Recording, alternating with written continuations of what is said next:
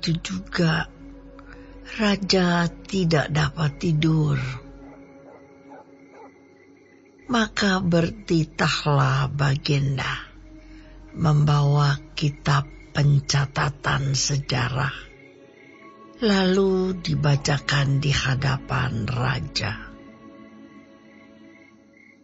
Dan di situ didapati suatu catatan tentang Mordekai yang pernah memberitahukan bahwa Bigtan dan Teres, dua orang sida-sida raja yang termasuk golongan penjaga pintu, telah berikhtiar membunuh Raja Ahasuerus.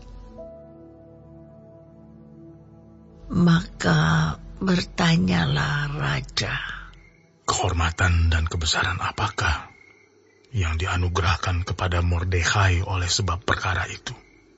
Jawab para biduanda raja yang bertugas pada Baginda. Kepadanya tidak dianugerahkan suatu apapun. Maka bertanyalah raja, siapakah itu yang ada di pelataran? Pada waktu itu, Haman baru datang di pelataran luar istana raja untuk memberitahukan kepada Baginda bahwa ia hendak menyulahkan Mordekai pada tiang yang sudah didirikannya untuk dia. Lalu jawab para biduanda raja kepada Baginda, itulah Haman, ia berdiri di pelataran. Maka titah raja, suruhlah dia masuk.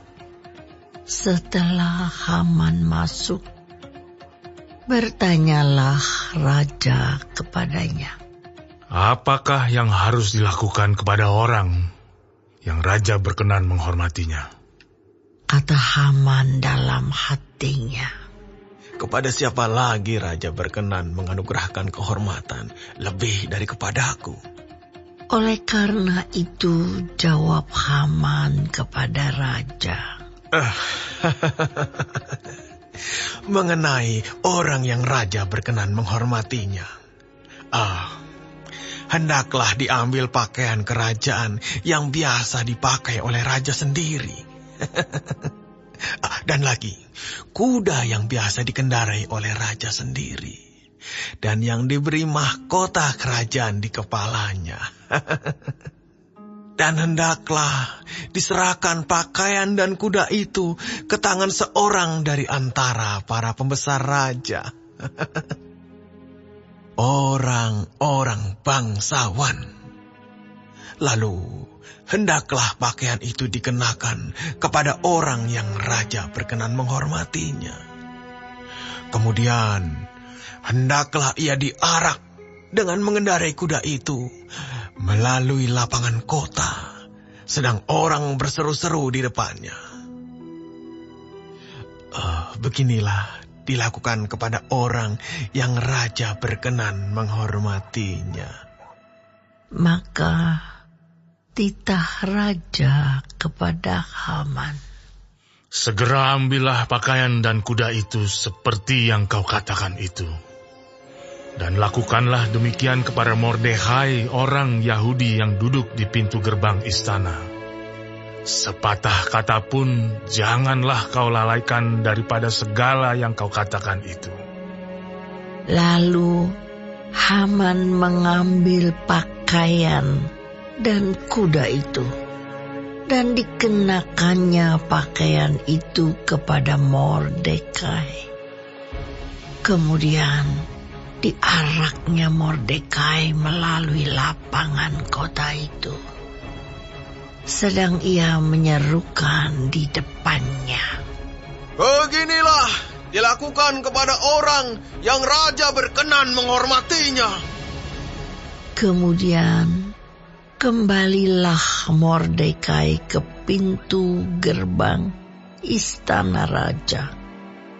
Tetapi Haman bergesa-gesa pulang ke rumahnya dengan sedih hatinya dan berselubung kepalanya. Dan Haman menceritakan kepada Zeres, istrinya, dan kepada semua sahabatnya apa yang dialaminya. Maka kata para orang arif bijaksana dan Zeres istrinya kepadanya, "Jikalau Mordekai yang di depannya engkau sudah mulai jatuh adalah keturunan Yahudi, maka engkau tidak akan sanggup melawan dia. Malahan engkau akan jatuh benar-benar di depannya." Selagi mereka itu bercakap-cakap dengan dia, datanglah sida-sida raja, lalu mengantarkan Haman dengan segera ke perjamuan yang diadakan oleh Ester.